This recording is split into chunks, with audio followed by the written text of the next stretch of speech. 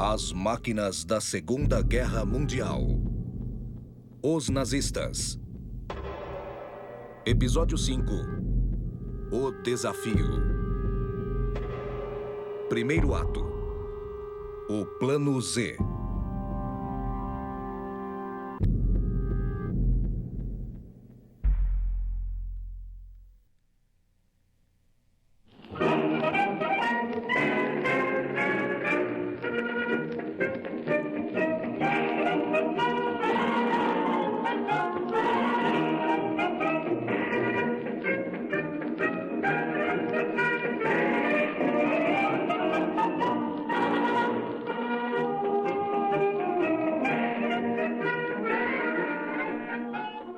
Possivelmente de todos os ramos da Força Aérea Alemã na Segunda Guerra, só um, a Kriegsmarine, ou a Marinha, poderia derrotar a Grã-Bretanha após a ameaça imediata a Dunkerque haver passado.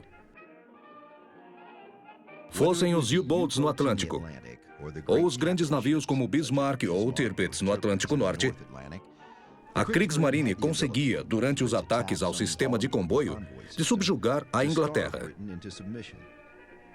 Mas, de todas as forças do período, a Kriegsmarine era talvez a menos conhecida.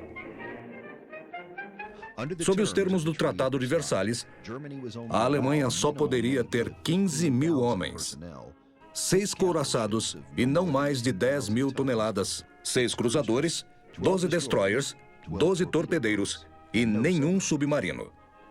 Porém, mesmo antes da dominação nazista, o rearmamento alemão havia começado, com o lançamento do couraçado de batalha Deutschland em 1931. Quando os nazistas chegaram ao poder em 1933, Hitler começou a ignorar as restrições do tratado e a acelerar o rearmamento alemão. O Tratado Marítimo Anglo-Alemão de 18 de junho de 1935 permitiu que a Alemanha construísse um equivalente a 35% da Marinha Britânica de superfície e 45% da frota de submarinos. Qualquer couraçado não podia ultrapassar 35 mil toneladas. Nesse mesmo ano, a Marinha do Reich foi rebatizada de Kriegsmarine. O primeiro ato militar da Kriegsmarine foi durante a Guerra Civil Espanhola, quando os navios alemães, junto às forças britânicas, francesas e italianas, patrulharam a costa da Espanha para reforçar o embargo internacional. Os navios alemães patrulharam um trecho da costa mediterrânea entre Almeria e Valência. Mas, na verdade, a presença alemã foi usada para apoiar o governo de Franco. Em resposta, o couraçado Deutschland foi bombardeado em 29 de maio de 1937 por forças espanholas republicanas. A Alemanha retaliou e atacou posições republicanas na costa. Mais tarde, após a crise de 1938, das exigências alemãs na Tchecoslováquia, a Alemanha deixou de aparentemente obedecer às restrições à sua marinha. Em meados dos anos 30, começou na Alemanha uma grande discussão sobre uma nova frota. Havia duas correntes sobre qual tipo de programa deveria ser escolhido. Uma focava numa grande frota de submarinos e uma frota de superfície menor para proteção da costa. Este plano foi apoiado pela facção U-Boat do comando da Kriegsmarine. A alternativa era uma frota mista com várias embarcações de superfície e uma frota menor de U-Boats. Era similar à Marinha Imperial Alemã na Primeira Guerra Mundial, ou à Marinha Real Britânica. No fim, este plano foi escolhido como Programa da Frota. Após modificações, foi chamado de Plano Z. Segundo este plano, a Kriegsmarine cresceria para 800 unidades. Consistiria em 13 couraçados e cruzadores de batalha, 4 porta-aviões, 15 Panzerschiff, 23 cruzadores e 22 dos chamados Spa Cruiser, que eram grandes destroyers. Além disso, foram construídos muitos navios menores. Esses navios foram construídos entre 1939 e 1946. Nessa época, o contingente da Kriegsmarine era de 201 mil homens e mais de 33 bilhões de marcos foram gastos para a construção de novas unidades. Este projeto nunca foi iniciado. A concretização do Plano Z começou em 29 de janeiro de 1939, quando foram dispostos 2 couraçados classe H. 3 meses depois, a Alemanha abandonou o acordo com a Inglaterra, e o sonho de guerra nunca mais contra a Inglaterra acabava. 4 meses depois, a Alemanha atacaria a Polônia. Com a expectativa de uma rápida vitória alemã por terra, todos os trabalhos no Plano Z foram paralisados. Nos meses seguintes, todos os navios incompletos do Plano Z foram desmontados e o material usado na construção de submarinos. Segundo ato. Primeiro sangue.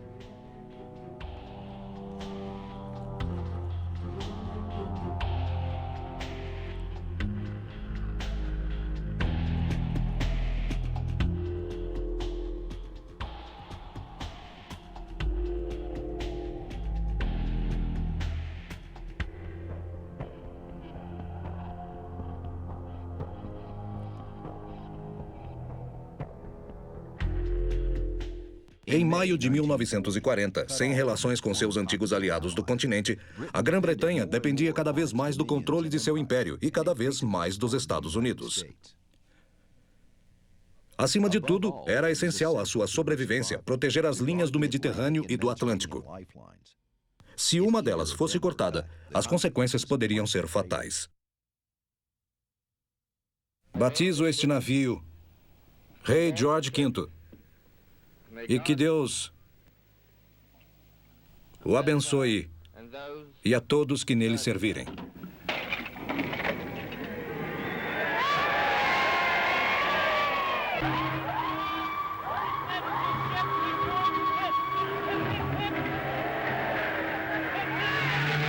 Há 13 anos, a Grã-Bretanha lançou seu último couraçado de batalha.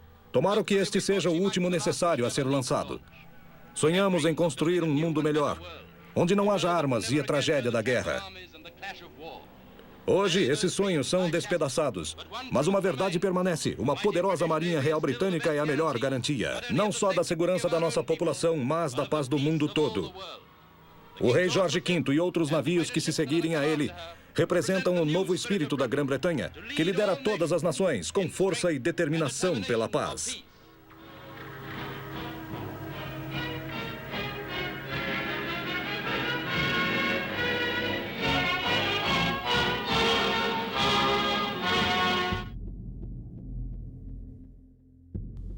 No começo, a Marinha Britânica e a francesa juntas tinham superioridade inabalável diante dos alemães. Se o almirante Eric Raeder tivesse tempo e liberdade para fazer o que queria no Plano Z, a Kriegsmarine representaria uma ameaça à Marinha Real desde o primeiro dia da guerra. No entanto, a guerra veio cedo demais para Raeder, cujas forças estavam despreparadas para tal missão. Antes da guerra, o comandante dos U-Boats alemães, Karl Dönitz, calculou que precisaria de 300 dos últimos U-Boats, operando num sistema conhecido como Alcateias. Neste sistema, os U-Boats atacariam um comboio simultaneamente e surpreenderiam os navios de defesa. Isso criaria pânico entre os navios mercantes. A estratégia, com o tempo, tiraria da guerra a nação da ilha. A realidade é que, em 1º de setembro de 1939, a frota de U-Boats consistia de 57 submarinos prontos para a ação. Seriam os U-Boats tipo 2, pequenos e de curto alcance, que foram usados para a colocação de minas e operações em águas britânicas. A frota alemã de superfície não estava muito melhor. A Marinha Real Britânica era 10 vezes superior à dos alemães. Em 1939, a Kriegsmarine não tinha força para enfrentar os aliados numa batalha de frotas pelo domínio do mar. A estratégia alemã era baseada na frota comercial, usando couraçados, cruzadores mercantes, submarinos e aeronaves.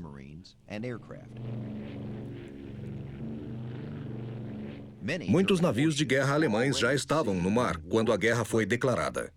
Isso incluía os U-Boats disponíveis e os couraçados de Bolso Deutschland e almirante Graf Spee, que navegara no Atlântico em agosto. Esses navios imediatamente atacaram os navios britânicos e franceses. O U-Boat U-30 afundou o SS Athenia horas após a declaração de guerra. Esta foi uma violação da regra de não afundar navios de passageiros. 112 passageiros morreram neste ataque, incluindo 28 americanos. A Marinha Real introduziu um sistema de comboio para proteger o comércio e gradualmente o estendeu às ilhas britânicas, depois chegando até o Panamá, Bombaim e Singapura. O sistema permitia à Marinha Real concentrar sua escolta perto do único lugar onde era certo encontrar U-Boats, os comboios. Mas alguns oficiais da Marinha Britânica, principalmente o primeiro Lorde do Almirantado Winston Churchill, buscavam uma estratégia mais ofensiva. A Marinha Real formou grupos de caça antissubmarinos baseados em porta-aviões para patrulhar as linhas de navios nas abordagens a oeste e para caçar os U-Boats alemães.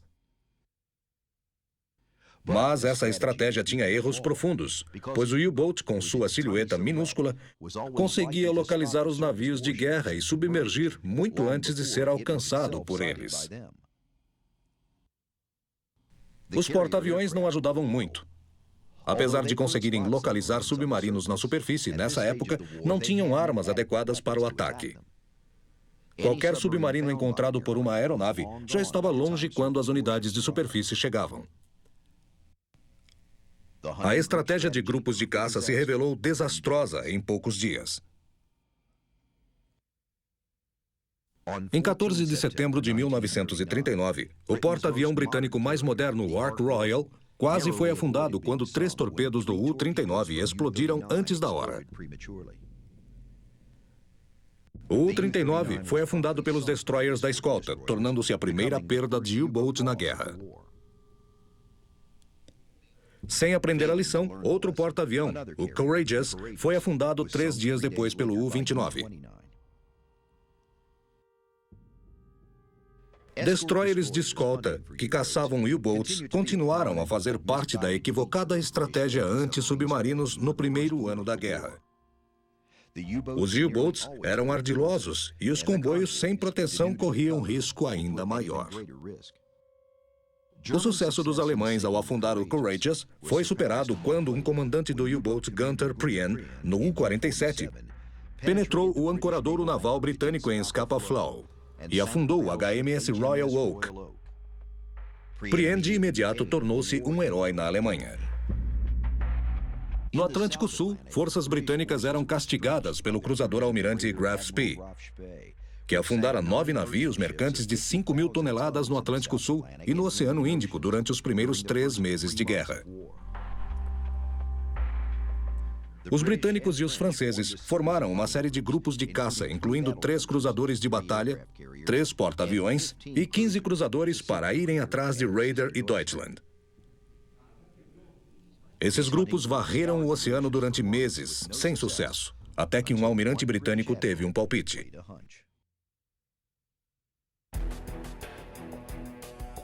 Terceiro ato. O palpite de Harwood.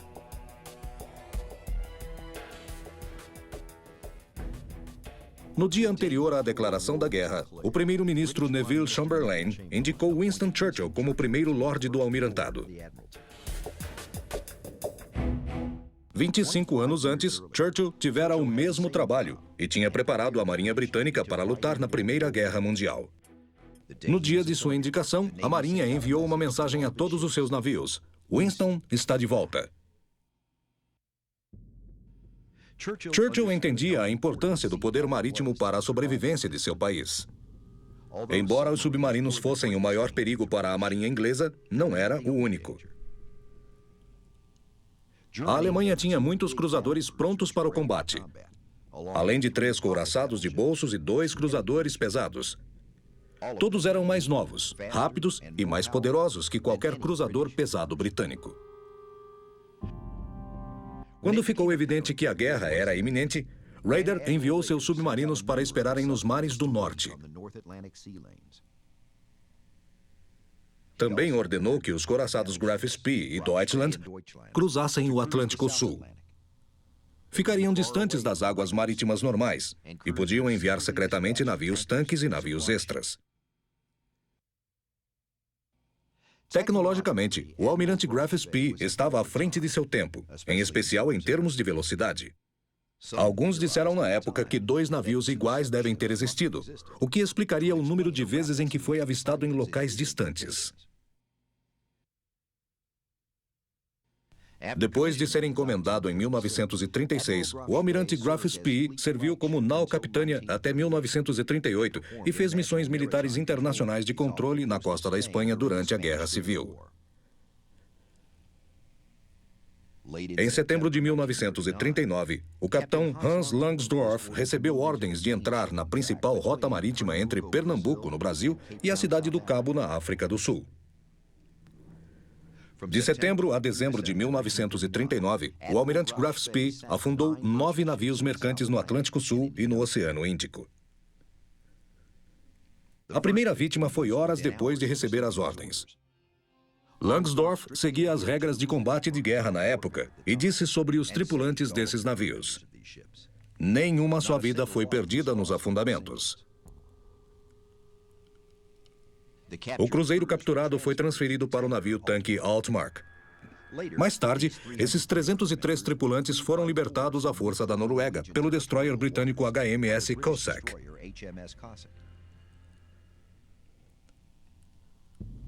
A Marinha Real rapidamente reuniu suas forças para procurar pelo radar de superfície. A Força G, a esquadra de cruzadores sul-americana, continha o cruzador pesado HMS Exeter e 2 cruzadores leves, os cruzadores HMS Ajax e HMS Achilles. A força era comandada pelo comodoro Henry Harwood.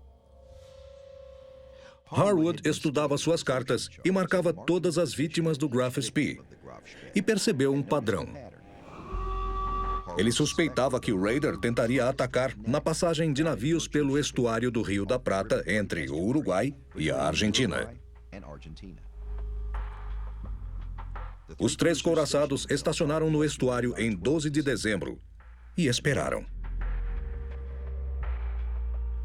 Na madrugada de 13 de dezembro, observadores britânicos avistaram fumaça a nordeste.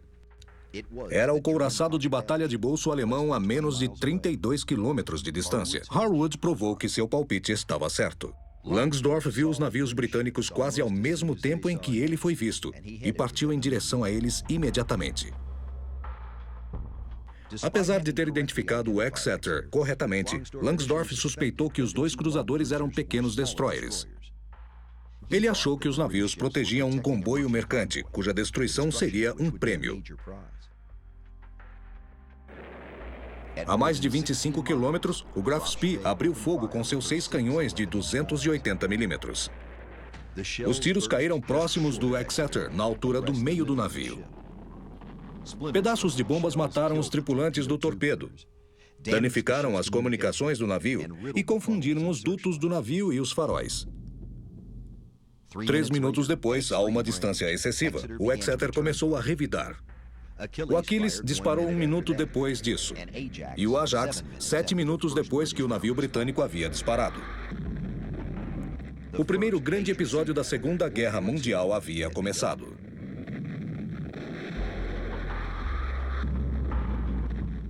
Langsdorff era um capitão habilidoso e corajoso, mas havia cometido um grave erro. Ele subestimou a coragem, habilidade e determinação de seus inimigos. Ele devia ter ficado mais distante do alcance dos britânicos. Em vez disso, ele entrou correndo. Enquanto se preparava para atacar, os canhões do Graf Spee de 280 milímetros começaram a disparar. O Exeter sofreu um disparo direto que danificou sua torre blindada, tirando de ação o navio e seus 2 canhões. Estilhaços de metralhadora atingiram a ponte, matando e ferindo a tripulação, exceto o capitão e outros 2. As comunicações do capitão Bell foram destruídas. Comunicações com a popa também foram destruídas. Durante o resto da batalha, o navio teve de ser pilotado por meio de mensageiros. Enquanto isso, o Ajax e o Achilles tinham se aproximado e começaram a disparar com tudo, acertando o Graf Spee. O Graf Spee começou a dividir a munição, disparando contra os navios. Então Langsdorff viu o Exeter retornar para o nevoeiro. O Exeter disparou 2 torpedos contra os tubos a este bordo, mas ambos erraram o alvo. O Exeter então virou para poder disparar seus torpedos de bom bordo, mas recebeu mais 2 tiros diretos de 280 milímetros. Um acertou a torre blindada e a colocou fora de ação. O outro entrou pelo casco e deu início a incêndios. Às 6h40 da manhã, uma bomba de 280 milímetros explodiu perto do Achilles, que estava alinhado com a ponte, causando avarias e mortes. Mas a artilharia continuou da posição secundária de controle. Nessa hora, o Graf Spee virou para oeste, encoberto por uma nuvem de fumaça. Os cruzadores leves agora andavam a 31 nós, tendo aumentado a velocidade dos 14 nós iniciais. Às 6h56, quase 30 minutos após o início, o Ajax e o Achilles viraram a este bordo para que seus canhões ficassem apontados para o Graf Spee. O pesado ataque forçou Langsdorff a se afastar e deixar uma cortina de fumaça. Às 7h10, os 2 cruzadores viraram para diminuir a distância de 13 quilômetros, embora isso permitisse que só seus canhões frontais disparassem. Às 7h16, o almirante Graf Spee virou a bom bordo e disparou contra o Ajax e o Achilles, que viraram a este bordo para proteger suas armas. Às 7h25, o Ajax foi atingido por uma bomba que destruiu a torre blindada X e emperrou a torre Y. Às 7h30, a torre restante do Exeter ficou fora de combate. Danificado, incapaz de atirar e de acompanhar a batalha, o Exeter desengajou e navegou para as Ilhas Falkland. Às 7h40, o Ajax e o Achilles estavam ficando sem munição e os britânicos decidiram mudar de tática. Harwood decidiu perseguir em segredo o Graf Spee, que navegava para o oeste. Ele queria esperar até a noite para atacar, quando poderia usar os torpedos. Isso também lhe permitiria usar melhor sua maior velocidade e minimizar sua deficiência de armas. Agora a batalha se transformou em caçada. Langsdorff não era nenhum covarde, mas sabia que não havia base alemã onde pudessem ser feitos concertos. Se a luta prosseguisse nessa direção, ele acreditava poder afundar os 3 navios ingleses, mas seu navio ficaria tão avariado que ele seria derrotado pelo próximo navio inimigo que o encontrasse. Como o estuário do Rio da Prata tinha bancos de areia que o dividiam, Harwood mandou que o Achilles seguisse o almirante Graf Spee. O Ajax cobriria qualquer tentativa do navio alemão de dar meia volta e retornar por outro canal. Às 20h48, com o sol se pondo, o Graf Spee entrou no Rio da Prata. O Achilles se aproximou mais uma vez e o Graf Spee abriu fogo. O Achilles recuaria? A última rodada foi disparada.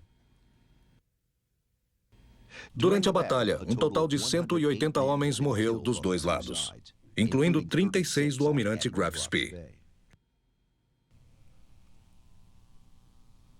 O Graf Spee entrou em Montevidéu, no Uruguai, que era neutro, e ancorou à 00:10 do dia 14 de dezembro. De acordo com a lei internacional, um navio em guerra não poderia ficar num porto neutro por mais de 3 dias, e não tinham permissão de receber ajuda vinda do porto neutro. Se o Graf Spee saísse do porto novamente, o Ajax e o Achilles eram os únicos navios britânicos na região. Então, os ingleses tentaram ganhar tempo. Eles fizeram isso passando informações secretas falsas para os alemães, de que uma grande força estava sendo reunida. A esperança era de que Langsdorff protelasse sua partida. Os alemães caíram na cilada.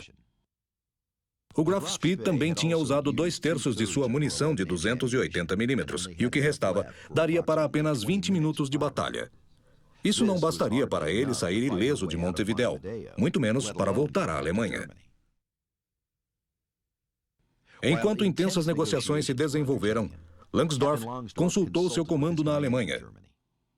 Ele recebeu ordens que permitiam várias opções, menos o internamento do Uruguai. Logo antes do pôr do sol de 16 de dezembro, o Graf Spee começou lentamente a sair de Montevidéu. Sentinelas britânicos enviaram uma mensagem por rádio. Ele está saindo. De repente, na entrada do porto, houve uma grande explosão no Graf Spee.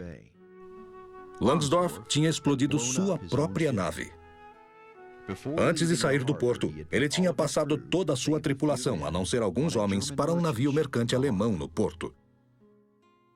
Enquanto o couraçado de bolso afundava, Langsdorff e os homens que ainda estavam nele entraram em botes salva-vidas e voltaram para Montevidéu.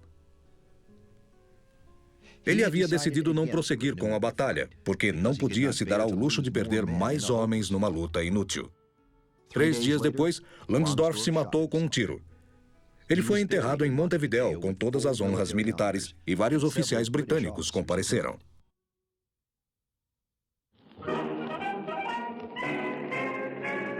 Quarto ato. Afundem o Bismarck. No primeiro semestre de 1940, não havia radares alemães de superfície no Atlântico, porque a frota alemã se concentrara para a invasão da Noruega. A invasão da Noruega começou em abril de 1940. Foi um desastre para a Kriegsmarine. Os alemães perderam o cruzador pesado Blücher em Oslo e 10 destroyers que seriam necessários para a invasão da Inglaterra. A Kriegsmarine afundou alguns navios ingleses, inclusive o HMS Glorious. As perdas na campanha da Noruega significaram que apenas alguns navios pesados estavam em condições para a invasão planejada, mas nunca executada, da Grã-Bretanha, chamada Operação Leão Marinho, no verão de 1940. Após a queda da França e a conquista da Noruega, a frota de submarinos alemães se aproximou muito da linha de navios ingleses no Atlântico. No início, os comboios de navios mercantes ingleses não tinham escolta equipada com radar.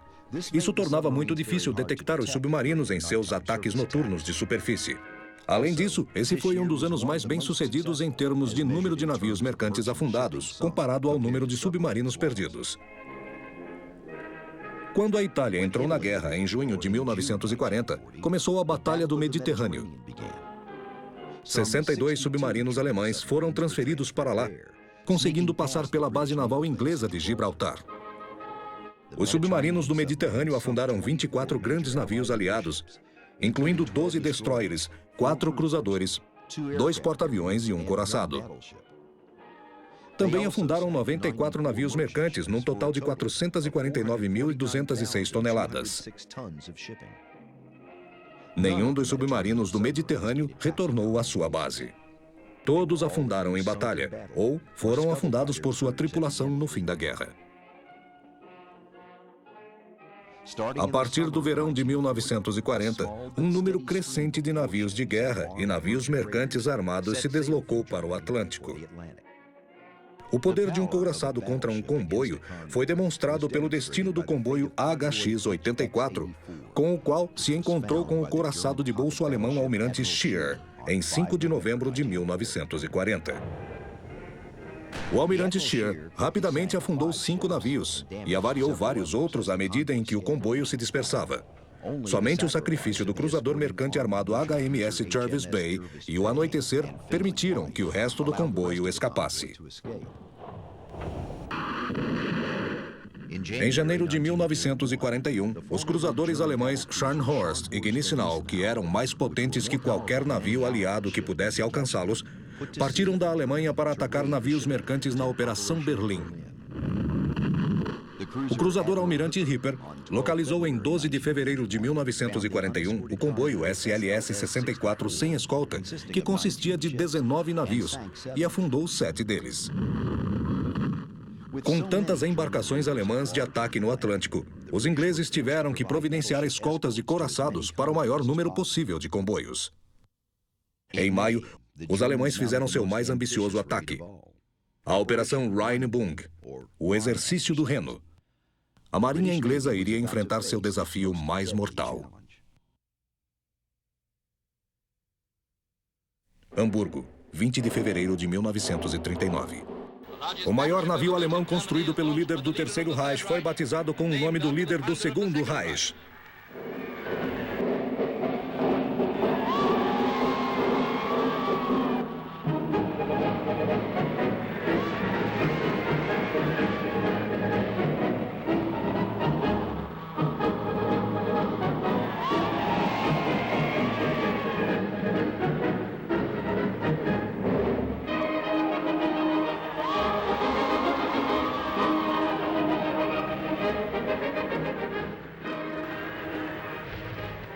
Batizado pela neta de Bismarck, este navio gigantesco de 35 mil toneladas de aço para a defesa da Alemanha foi, após alguns instantes, lançado ao mar.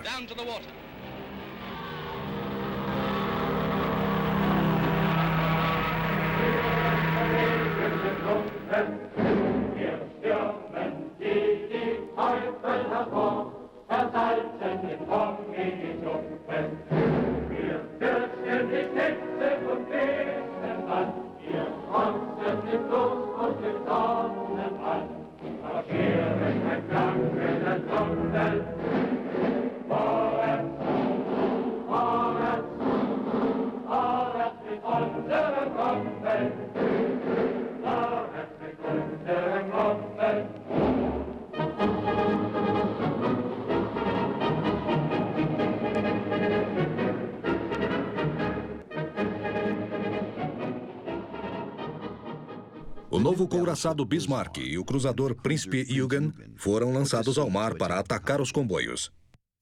Em 21 de maio, os navios alemães chegaram ao fiord Grimstad, na Noruega, onde sua pintura de camuflagem foi removida e o Príncipe Eugen foi reabastecido.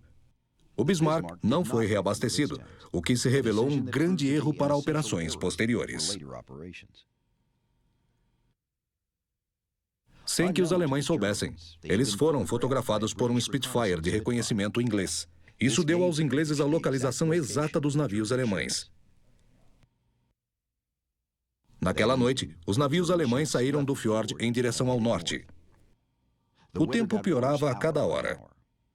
Anoiteceu e nuvens baixas impediam que os navios se afastassem da área. Indo para o norte e depois noroeste, avançou bem e sem perlaços, passando pelo mar da Noruega em direção à Groenlândia.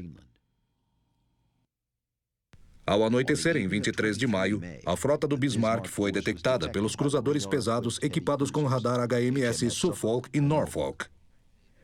Eles estavam patrulhando o Estreito da Dinamarca, aguardando o surgimento dos alemães. Os navios adversários trocaram fogo, mas os cruzadores ingleses, muito inferiores, sensatamente recuaram, mantendo o inimigo sob fogo enquanto seus navios pesados se aproximavam. Por volta de 5h30 do sábado, de 24 de maio, quando a esquadra alemã estava para sair do Estreito da Dinamarca, os hidrofones do Príncipe Eugen detectaram mais 2 navios, a uma certa distância do porto. Às 5h45, os 2 já podiam ser avistados, embora a frota alemã ainda não houvesse identificado a força inimiga. Era uma força inglesa composta do novo couraçado Príncipe de Gales e do cruzador Hood, que estavam sob o comando do vice-almirante Lancelot Holland. O Príncipe de Gales tinha acabado de ser construído e ainda estava recebendo acabamento. Ele foi ao encontro do Bismarck com homens do estaleiro ainda a bordo, acabando de equipá-lo. O Hood foi construído como um cruzador ligeiro e modificado para ter proteção como a de um couraçado. Mas as armas de seu convés ainda eram relativamente fracas. Os alemães já esperavam ser detectados por outros navios ingleses. Mas eles foram detectados por naus capitâneas numa surpresa desagradável. Às 5h49 após se posicionar, Holland mandou o fogo se concentrar na nau capitânia alemã Príncipe Eugen, acreditando se tratar do Bismarck. Para a sorte dos ingleses, o capitão do Príncipe de Gales logo percebeu o equívoco e mudou sua ordem. Holland ordenou que seus homens atirassem no navio certo, mas só chegaram ao controle do Hood quando a primeira salva foi disparada. O Hood atirou pela primeira vez às 5 horas e 52 minutos. Logo depois, o Príncipe de Gales também atirou. O alcance dos navios alemães era de cerca de 20 quilômetros. Passaram mais de 2 minutos em que o almirante Lütjens, comandante da frota do Bismarck, hesitou em responder. O capitão Lindemann tomou a iniciativa. Ordenou que respondessem atirando no principal navio inglês, o Hood. Os alemães tinham identificado os navios ingleses e foram em sua direção. Tanto o Bismarck como o Príncipe Eugen abriram fogo contra o Hood a uma distância de 17,6 quilômetros. Os primeiros tiros dos alemães foram muito precisos. E em 2 minutos, o Hood foi atingido por um projétil do Príncipe Eugen. O navio britânico foi atingido perto dos mastros principais, provocando um grande incêndio que a tripulação do Hood tentou controlar. Mas o Príncipe de Gales também tinha atingido o Bismarck, provocando um vazamento de combustível dos tanques dianteiros.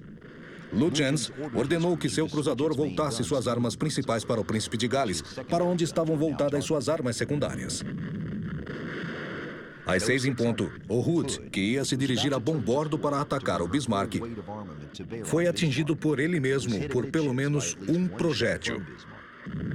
Isso foi a uma distância de menos de 14 quilômetros. Pouco depois, observadores dos dois lados viram um grande jato de fogo, seguido de uma explosão que rachou o navio ao meio. Choveram estilhaços sobre o Príncipe de Gales, que estava a menos de 1 quilômetro. Primeiro a polpa do Hood se levantou e depois afundou, seguida pela proa. Tudo isso em apenas 3 minutos. O almirante Holland e 1.415 homens afundaram com o navio.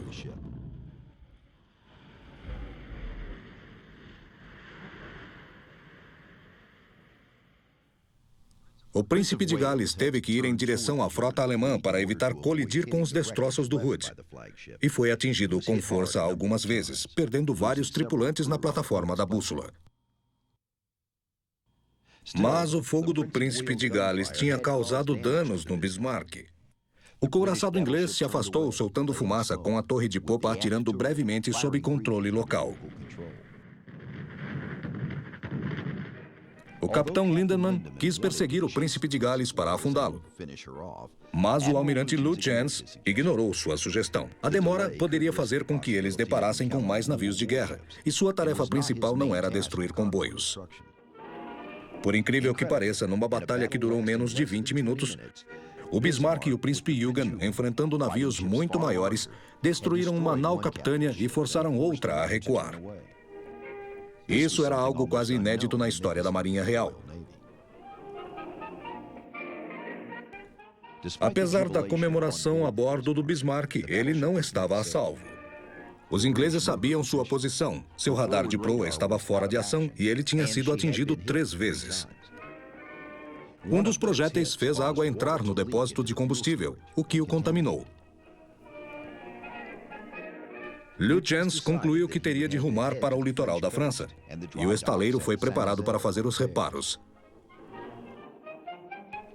Os ingleses continuaram a alvejar o Bismarck depois que o Príncipe de Gales se reuniu ao Norfolk e ao Suffolk.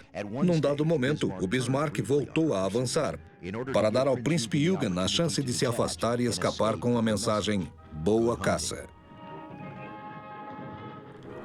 Determinados a vingar o afundamento do Hood, os ingleses convocaram todos os navios para perseguirem o Bismarck. Na noite de 24 de maio, foi feito um ataque por um pequeno grupo de aviões Swordfish do esquadrão de 825 aviões do porta-aviões Victorious. Um deles atingiu o alvo, causando apenas danos superficiais ao Bismarck. Todas as esperanças dos ingleses estavam agora na Força H, cujas unidades principais eram o porta-aviões Ark Royal, o antigo cruzador Renown e o cruzador Sheffield. Essa esquadra, comandada pelo almirante James Somerville, foi trazida de Gibraltar para o norte. Ao anoitecer, em condições de tempo terríveis, aviões Swordfish do Ark Royal desfecharam um ataque. Por engano, o primeiro grupo alvejou o Sheffield, que agora os seguia. Embora se tenha perdido tempo precioso nesse incidente, ele acabou beneficiando os ingleses. Descobriu-se que os detonadores magnéticos dos torpedos usados contra o Sheffield estavam com defeito. Para o ataque seguinte contra o Bismarck, eles foram substituídos por outros projetados para explodir ao contato. No ataque final, que aconteceu às escuras por volta de 21 horas, um acerto milagroso de um único torpedo emperrou o leme e o mecanismo de direção do Bismarck. Isso o tornou praticamente impossível de manobrar. Ele só conseguia dar voltas num grande círculo. Isso o levou na direção do rei George V e do Rodney, dois couraçados vindos do oeste que estavam perseguindo o Bismarck. O maior e mais poderoso navio de guerra já produzido tinha se tornado um alvo fácil de um único avião. Na manhã de terça-feira, 27 de maio de 1941, o Rodney e o rei George V se aproximaram do Bismarck. O Bismarck estava bem iluminado pelo sol nascente ao fundo. O Rodney se dirigiu para o norte, para que seu fogo atingisse o Bismarck longitudinalmente. O rei George V pegaria a lateral. Eles abriram fogo pouco antes das 9 horas da manhã. O Bismarck respondeu ao fogo, mas sua impossibilidade de mudar o curso e sua adernagem para bombordo afetaram gravemente seu poder. Sua velocidade reduzida de 7 nós também o tornava um alvo fácil. Ele logo foi atingido várias vezes. Os cruzadores pesados Norfolk e Dorsetshire também o alvejaram. Uma salva destruiu o posto de controle da proa, matando a maior parte dos oficiais mais graduados. Em meia hora, as armas do Bismarck estavam praticamente em silêncio, e ele estava começando a afundar. O Rodney então se aproximou e alvejou a superestrutura, enquanto o rei George V disparava mais de longe. A bandeira do Bismarck continuava a tremular. Sem receber sinal de rendição, apenas da luta desigual, os ingleses prosseguiram em seu ataque. Com um suprimento baixo de combustível e armamentos, o Dorsetshire lançou 4 torpedos, que provavelmente atingiram o Bismarck a curta distância. A bordo do Bismarck, para evitar que ele fosse capturado, foi dada a ordem de pô-lo a pique e abandonar o navio. Só sobraram 110 homens para abandoná-lo. Quase 2.100 marinheiros alemães tinham perdido a vida. Depois que ele afundou, o almirante John Tovey, da Marinha Real, disse que o Bismarck tinha oferecido uma resistência valorosa diante de circunstâncias insuperáveis, que era digna dos velhos dias da Marinha Imperial Alemã, e que o Bismarck afundou com toda a dignidade.